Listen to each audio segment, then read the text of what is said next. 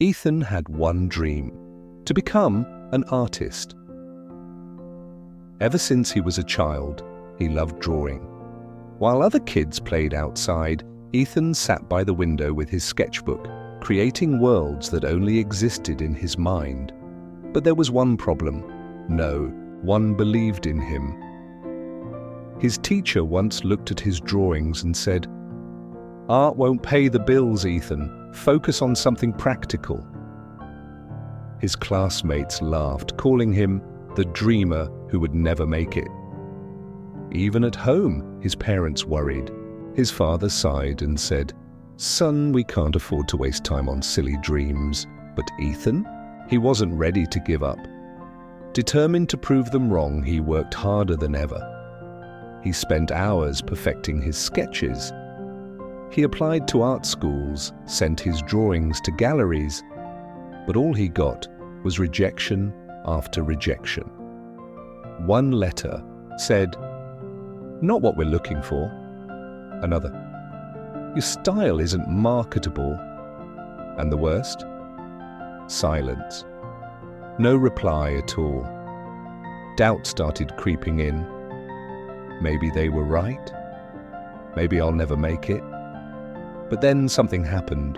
One day, Ethan decided to sell his sketches on the street. He set up a tiny stand in the cold, hoping someone, anyone, would notice his work. People walked past him, barely glancing at his art. Some even smirked. A few whispered, "Poor kid, still chasing a dream." But then an old man stopped. He picked up one of Ethan's sketches, studying it carefully. "Did you draw this?" the man asked. Ethan nodded. The man smiled. "I see something special here." He bought 5 sketches and left.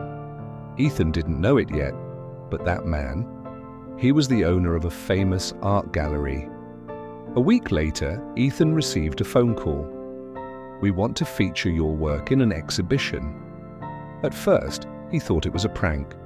But when he arrived at the gallery, there it was, his art, displayed for the world to see.